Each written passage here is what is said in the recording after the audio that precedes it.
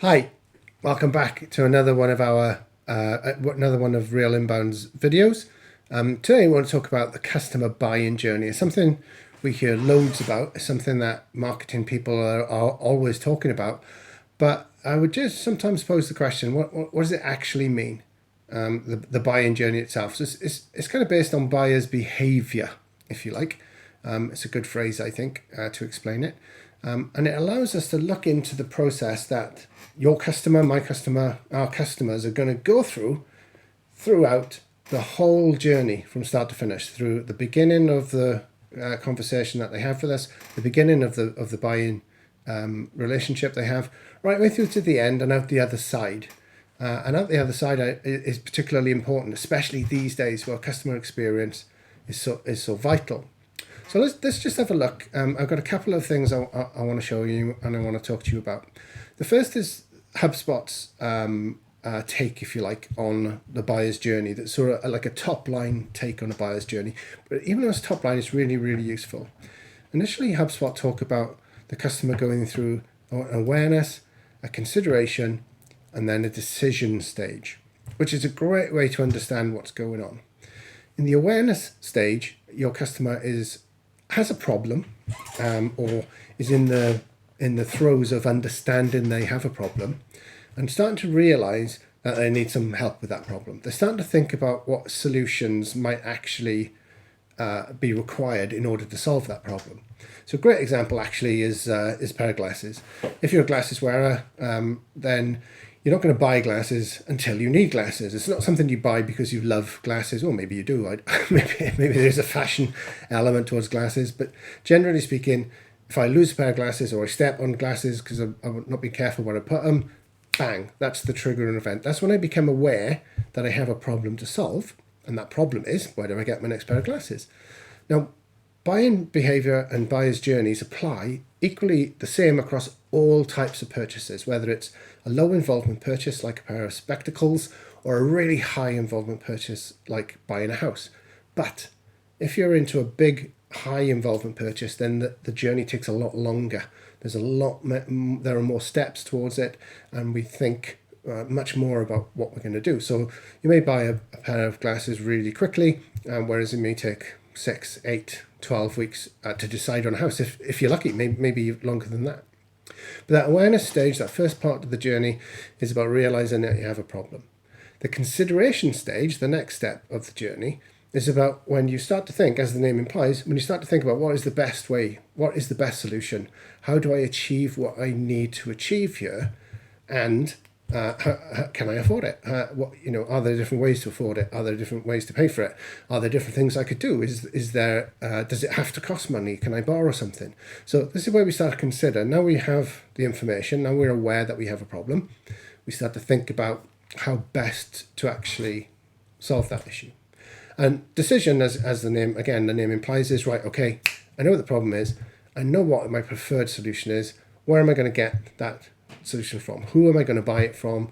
Am I going to get it online? Am I going to go to a shop? Am I going to use an agency in our case? Am I going to shop local? And so on and so on and so on. So you can see then, really nice start to finish. Now, we would add, after the awareness, consideration, decision, delight. The delight phase. That's the after sales piece. But I'm going to talk a little bit more about that when I go into the next buy-in behavior model. All these things are called models. They help us understand what's going on. But just recap, we go through awareness, consideration, and decision. We think, I understand now what my problem is. Maybe it's driven by a triggering event, like breaking your glasses, or your car falls apart, or you get new jobs, so you have to move home. Something happens, now I've got a problem. Now I understand what the solution to that problem is. I'm going to consider the different ways I can achieve that solution and the different firms, maybe different businesses I can engage to achieve that solution. And now I'm at decision stage. I've moved through.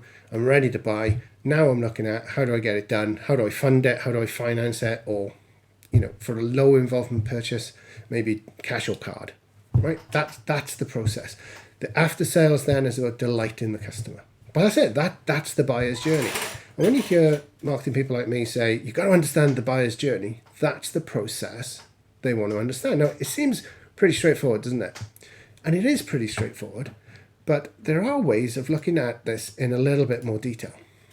So there are 2 or 3 models you'll probably have heard about, that you probably have come across, that we can use to look at this stuff. You'll have probably heard of the AIDA model, AIDA, so attention, grabbing somebody's attention, interest, desire, action. You might have heard of something called the Dagmar model. You might have heard of something called the Lavage and Steiner model. These are all kind of like well-known business models that take your buyer through so-called awareness, unawareness, awareness, belief, and so on and so on. My favorite model to understand the buying journey, and it takes you on from the steps that we just looked at, awareness, consideration, and decision, is actually by an economist called Ansoff. So I'm just going to throw those up and talk a little bit about those. This gives us that greater bit of insight into the buyer journey, and it helps us as marketers and salespeople to understand the questions that we need to answer in order to facilitate our customer and to make sure that we're doing the best job that we can for our customer. So the first is related to the awareness piece that we just talked about, is the need identification.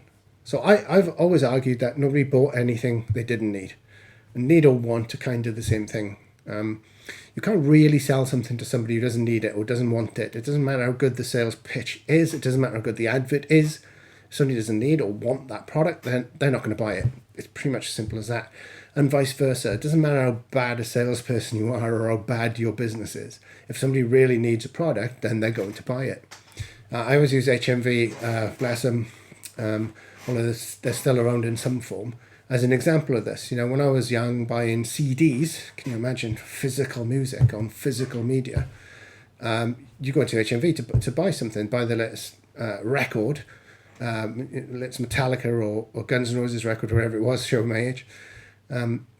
And you'd be treated awfully by the people in HMV. You know, they'd look down their nose at you. They're too cool for school. You shouldn't be in there. You're cluttering up their shop and so on and so on. But you still had to go there because you wanted to buy that product, right?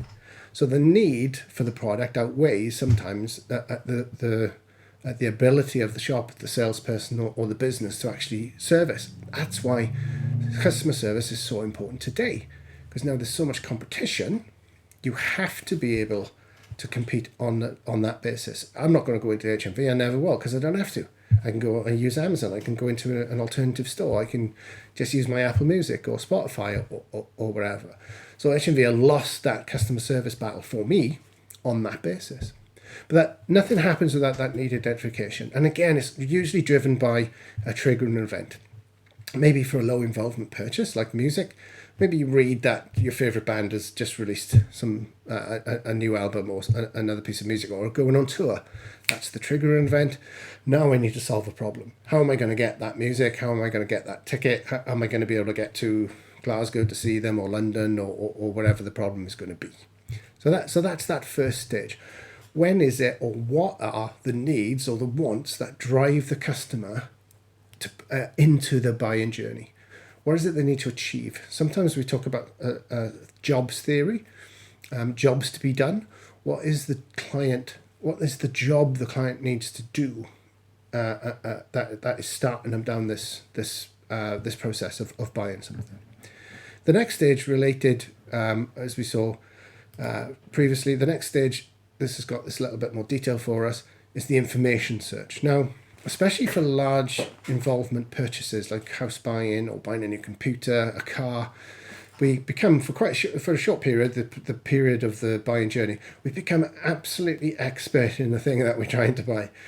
So you know everything there is to know about laptops, or you know everything there is to know about the local schools near a house that you're looking to buy. It's really interesting. We're in information search and we want to understand everything we can. Now, typically we go online. Typically we do Google searches, YouTube searches. We look on Facebook. We ask our peers. We ask friends and relatives. We gather as much information up as we can. And this is where content marketing particularly can be so powerful. Because I'm online now searching for information about the problem I'm trying to solve. Searching for information about my new house or my new laptop or whatever it's going to be. Then really good content that answers my questions is really, really valuable to me. Once I've gathered up all that information, what do I have to do? Well, obviously, I need to evaluate that information. So the next stage in my buying journey is the evaluation of those alternatives. This is kind of like the process of shortlisting stuff. I want to get it down to 2 or 3 before I make my final decision. And again, there's loads of stuff that comes into this part of the process. Probably lots of peer input at this stage as well. Review sites and asking people who've bought something similar, what do you think? What do you think of this product? What do you think of this company? Again, another reason why customer service is so important today. Once we've evaluated those alternatives and we've got down to our final 1 or 2, the next stage is to make that purchase decision. So, which one am I going to buy? Where am I going to buy it from? How am I going to pay for it? Do I need to finance it? And so on and so on. The purchase decision is usually the last but one part of the process, and usually comes as a consequence of following through the rest of the steps. It's a logical, or more likely emotional journey from the identification of the need in the first place, through the information search, the evaluation. Okay, now I'm ready to buy. I know which one I want to get. And then importantly, as we talked about on awareness, consideration, decision, and delight, we have this post-purchase analysis. So let's just focus in on that for a second. Get rid of those off the screen. Post-purchase analysis. So this is what we do that informs much of our ongoing behavior. If something is consumable, whether we're going to buy it again, are we going to recommend it to other people? Did we find it to be a positive experience? Are we enjoying this money that we spent? Has it delivered on its promise? Has it actually done the thing that we wanted it to do? And all that information informs our view of the brand and of the product that we've purchased. And that's going to inform our ability to recommend it, become a brand fan or an advocate for that product or not. You've heard the old saying, we tell way more people about something that is negative than we do something that is positive. That is absolutely true. But the more we can delight people after their purchase, the more likely they're going to be to recommend us, even if it's only to a few people, or maybe to stick a review on Trustpilot or one of the other review sites, Google or what have you. So it's an absolutely essential part of what we're trying to do. So that's the buyer journey. Why is it so important to understand it? Well, when we're producing marketing for our customers and potential customers, we need to produce content that matches each stage of that journey. If somebody's in an awareness stage, or they've just had a trigger on event, and they've only now identified that they have a need, there's no point in selling them hard. There's no point. There's no point saying, buy one, get one free, 50% off, because they're just not ready for that. At the same time, if they've moved through the funnel, and they've got to the decision point of the funnel, there's no point in telling them what your product can achieve, or how you can use it with other products, or what colors it comes in. Because I've been through all that. I've worked out what's available to me. I've evaluated my alternatives. Now I'm looking for a reason to buy. And those reasons to buy will be different from, is this the right product for me? This is now down to the finance, the ease of purchase, the after sales care, reviews, demonstrations maybe that you've done. Those are the things that are pertinent at that point. So it's really important to understand that whole process for the customer and the questions they ask themselves as they go through that process, so that we can answer those questions. At awareness level, when they first start to recognize that problem, what questions are they asking? What solutions are they looking to fix with your product or your service? Answer those questions. At the consideration stage or the evaluation of alternatives, how do you compare against alternative solutions? How do you compare against alternative vendors maybe? Maybe that's something that you could focus on if you really do have excellent customer service. Maybe something that you can compare and contrast with your competition. Get the messaging right for the right stage of the journey in order to move people, as we say, move them along, move them through the buyer's journey. It's not our journey, it's their journey. And it's our job to help them get from one end of it to the other end as easily as they can. That's going to influence that final decision. If they've learned from us, if they've been taught by us, if they've had their problems solved by us, then they're far more likely to buy from us. And then if we can delight them, then they're far more likely to come back and buy from us again. And really importantly, tell other people about how great we are as a product or a service. So that's the customer buying journey, and that's why it's so important from a marketing perspective. I'm going to do one of these videos coming up on the actual customer persona as well. in order, this is how we put our marketing together. We look at the customer persona, who is it that we're trying to serve, and then we look at the journey. How do they move through that process? How can we influence that process? How can we help and how can we support them? So maybe one of the next videos we'll do will be on that actual customer persona itself. As always, if you enjoyed it, please let me know, leave a comment, share, like, anything that you can. And if you have any questions on this stuff whatsoever, we are more than happy to help. Jump on a call, completely free of charge if you want, chew the fat, have a virtual coffee, and talk to you about your buying journey. If you like, if you need to understand it better, more than happy to give you that support. I hope you're really well, and I hope you enjoyed the rest of your day, or the rest of your week, or have a great weekend. Thanks for watching. Bye-bye.